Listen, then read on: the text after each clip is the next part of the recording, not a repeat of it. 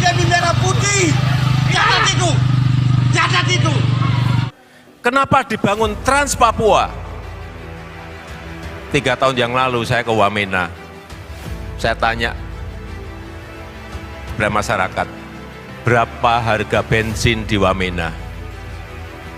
Rakyat mengatakan pada saya di Wamena, harga bensin di sini Pak 60.000. Kadang-kadang kalau pas cuaca nggak baik bisa jadi 100.000.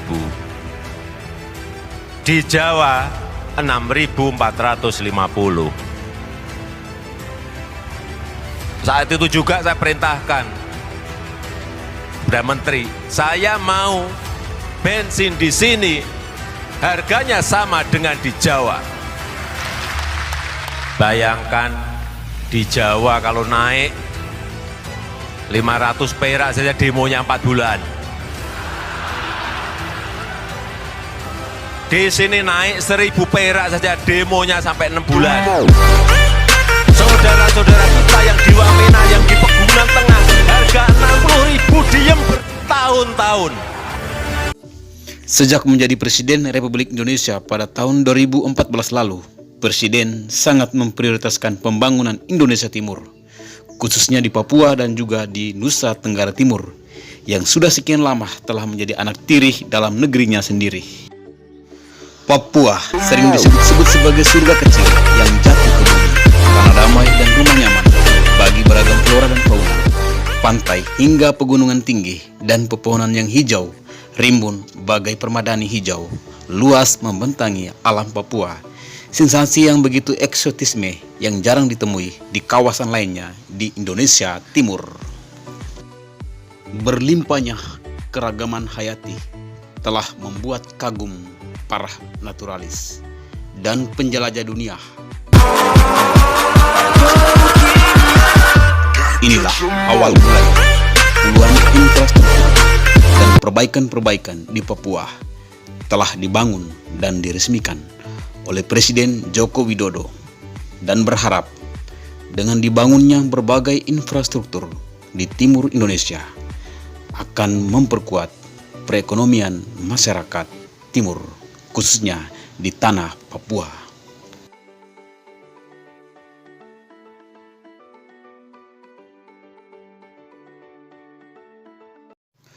Image dari bumi cendrawasih yang masih kurang dikenal oleh masyarakat Indonesia rupanya telah membuat banyak orang kurang mengetahui potret Papua saat ini.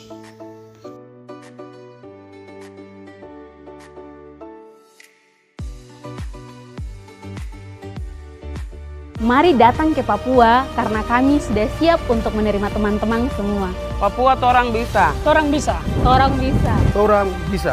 Torang bisa. Orang bisa. Torang bisa. Torang bisa. Di Papua terdapat Stadion Lukas NMB atau dikenal dengan sebutan Stadion Papua Bangkit yang telah digunakan pada pembukaan PON ke-20 yang lalu.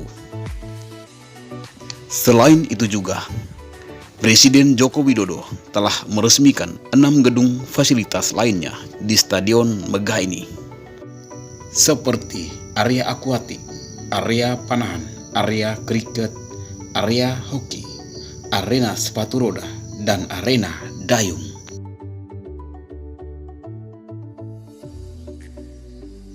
Hebatnya, Stadion megah ini meraih 3 rekor muri atas inovasi pembangunan instalasi tekstil dakring terpanjang dan merupakan stadion terbaik dan termegah kedua setelah Stadion Gelora Bung Karno.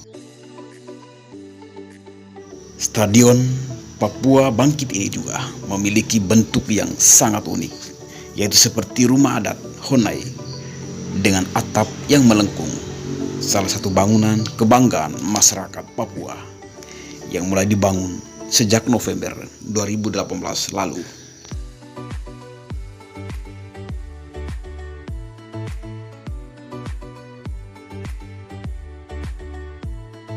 Progres Papua yang selanjutnya adalah Papua Youth Creative Hub, di mana merupakan Silicon Valley Papua Dengan Silicon Valley Papua diharapkan bisa menjadi pusat pengembangan talenta-talenta hebat di tanah Papua dan menjadi pusat kreatif anak-anak muda Papua dalam memperkuat ekosistem inovasi yang ada.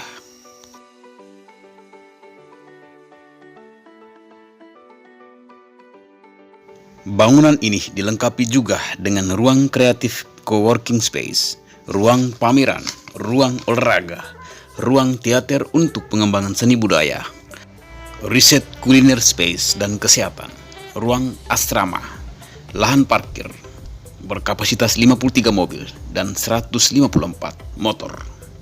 Papuan Youth Creative Hub ini, maka kami akan mewadahi seluruh pemuda-pemudi yang ada di tanah Papua yang memiliki bakat, talenta, semangat untuk membangun, dapat bergabung bersama kami. Kami yakin kami dapat ikut membangun bangsa dan negara ini dengan semangat, dengan daya juang kami, dan dengan bakat yang kami miliki.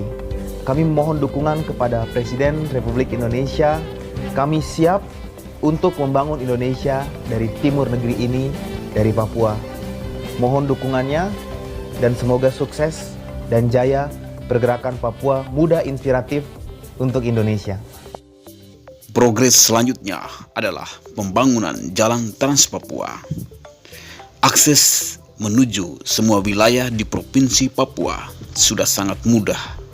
Dengan panjang jalan Trans Papua kurang lebih 3.462 km.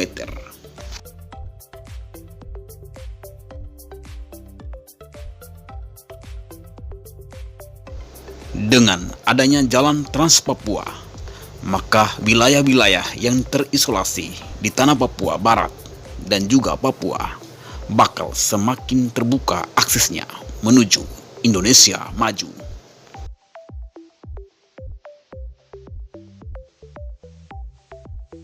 Jalan Trans Papua juga sebagai perwujudan pemerataan pembangunan di seluruh Indonesia Timur, terlebih khusus pada pembangunan infrastruktur yang berkeadilan sosial, sekaligus sebagai kemajuan dari representasi rakyat Papua Barat dan juga Papua di masa yang akan datang.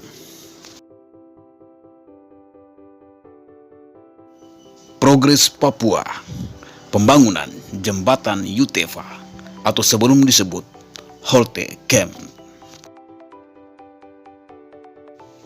Panjang jembatan Yutefa adalah 732 meter yang menghubungkan kawasan utama kota Jayapura dengan distrik Muara Tami.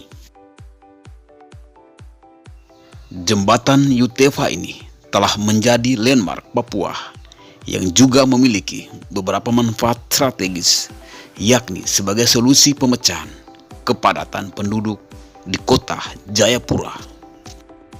Jembatan ini juga mampu mempersingkat waktu sekitar 70 menit dari kota dengan Muara Tami. Pencapaian pembangunan atas jembatan Yutefa telah mendapat 2 rekor muri atas inovasi pembangunan yang terbaik dan termegah di seluruh kawasan Nusantara.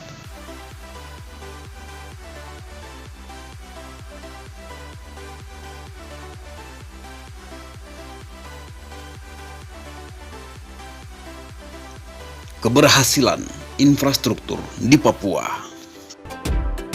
Program yang luar biasa untuk kami di kampung ini, dan saya berterima kasih untuk pemerintah sudah dibangun jembatan merah yang begitu megah untuk kami di Papua, membantu akses kami dalam kegiatan hari-hari sebagai ibu rumah tangga,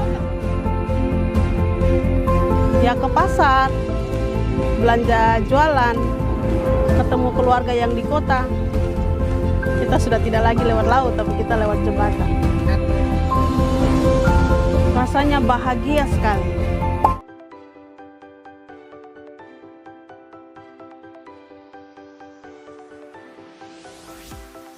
Alokasi anggaran pembangunan infrastruktur PUPR untuk Provinsi Papua digunakan untuk bidang sumber daya alam, termasuk jalan, jembatan, pemukiman, dan perumahan.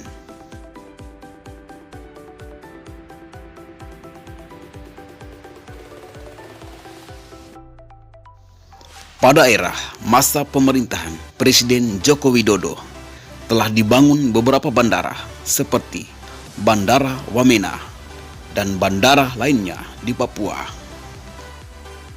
Bandara Ewer, Bandara Kepi, Bandara Ilagah, Bandara Oksibil, Bandara Nabire Baru, dan Bandara Mopan.